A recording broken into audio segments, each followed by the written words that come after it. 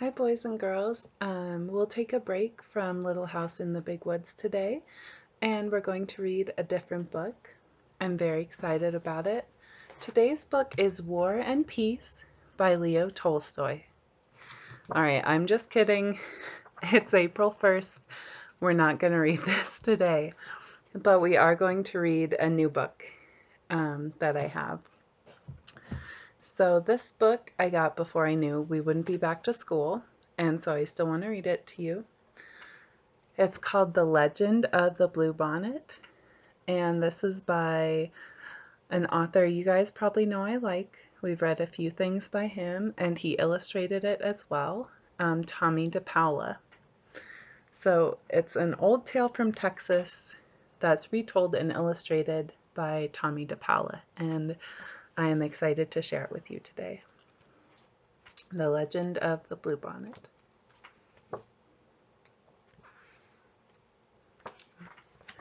Just really like his illustrations. He's got a very distinctive style to them. Right. Great Spirit, the land is dying. Your people are dying too, the long line of dancers sang. Tell us what we have done to anger you. End this drought, save your people. Tell us what we must do so you will send the rain that will bring back life. So a drought is when it doesn't rain for a long time, and so that means that the crops don't grow and it's hard for people and animals to have enough food. For 3 days the dancers danced to the sound of the drums, and for 3 days the people called Comanche watched and waited, and even though the hard winter was over, no healing rains came.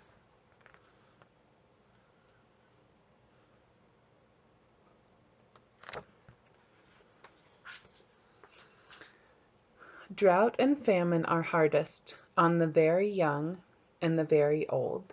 So a famine is when crops don't grow and there's not enough food. Among the few children left was a small girl named She Who Is Alone. She sat by herself watching the dancers. In her lap was a doll made from buckskin, a warrior doll.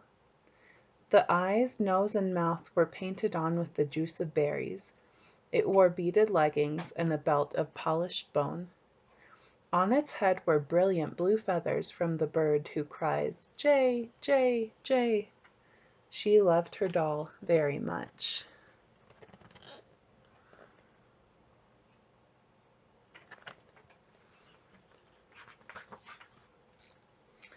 Soon She Who Is Alone said to her doll, "The shaman will go off alone to the top of the hill to listen for the words of the great spirits. Then we will know what to do, so that once more the rains will come and the earth will be green and alive. The buffaloes will be plentiful and the people will be rich again." As she talked, she thought of the mother who made the doll, of the father who brought the blue feathers. She thought of the grandfather and the grandmother she had never known. They were all like shadows.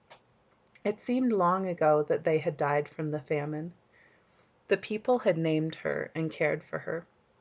The warrior doll was the only thing she had left from those distant days.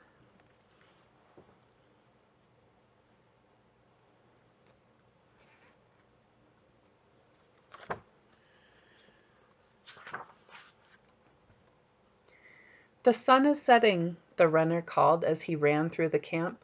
"The shaman is returning." The people gathered in a circle and the shaman spoke. "I have heard the words of the Great Spirit," he said. "The people have become selfish. For years they have taken from the earth without giving anything back. The Great Spirits say the people must sacrifice. We must make a burnt offering of the most valued possession among us. The ashes of this offering shall then be scattered to the 4 points of the earth, the home of the winds. When this sacrifice is made, drought and famine will cease. Life will be restored to the earth and to the people."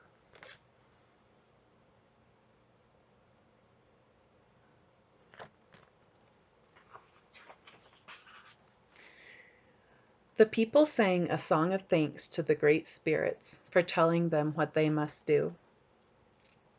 "I'm sure it is not my new bow that the great spirits want," a warrior said. "Or my special blanket," a woman added, as everyone went to their teepees to talk and think over what the great spirits had asked.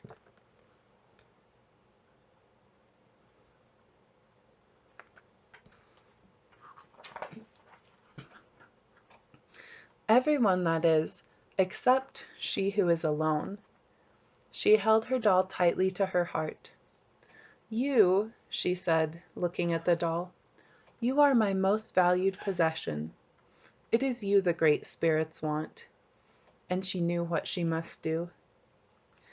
As the council fires died out and the teepee flaps began to close, the small girl returned to the teepee where she slept to wait.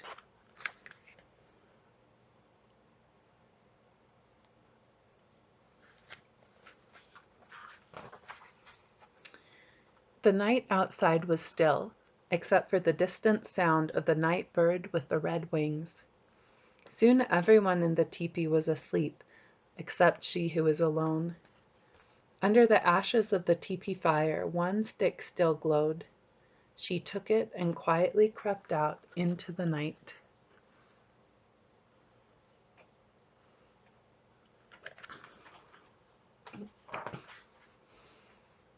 She ran to the place on the hill where the great spirits had spoken to the shaman.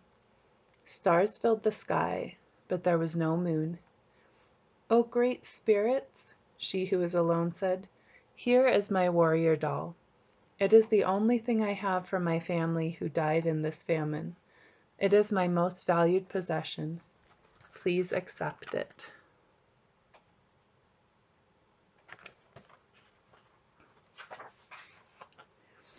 Then, gathering twigs, she started a fire with the glowing fire stick. The small girl watched as the twigs began to catch and burn. She thought of her grandmother and grandfather, her mother and father, and all the people, their suffering, their hunger. And before she could change her mind, she thrust the doll into the fire.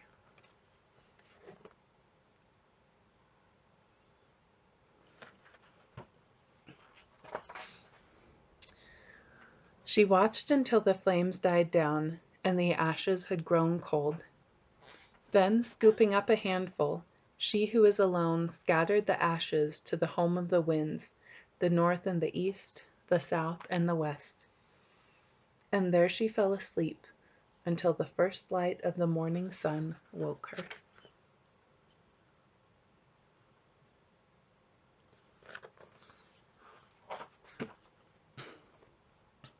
She looked out over the hill, and stretching out from all sides, where the ashes had fallen, the ground was covered with flowers, beautiful flowers, as blue as the feathers in the hair of the doll, as blue as the feathers of the bird who cries, "Jay, Jay, Jay."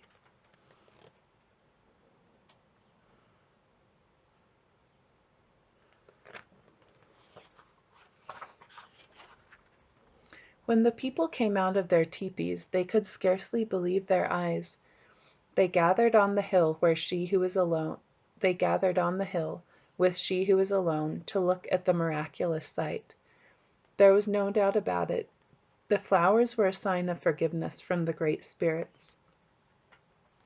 And as the people sang and danced their thanks to the great spirits, a warm rain began to fall, and the land began to live again. From that day on, the little girl was known by another name, one who dearly loved her people.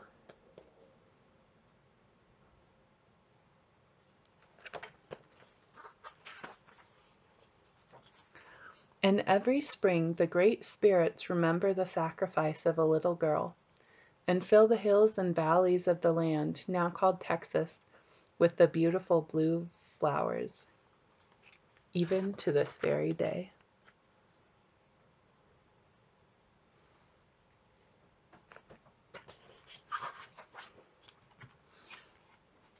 So that's the legend of the Bluebonnet.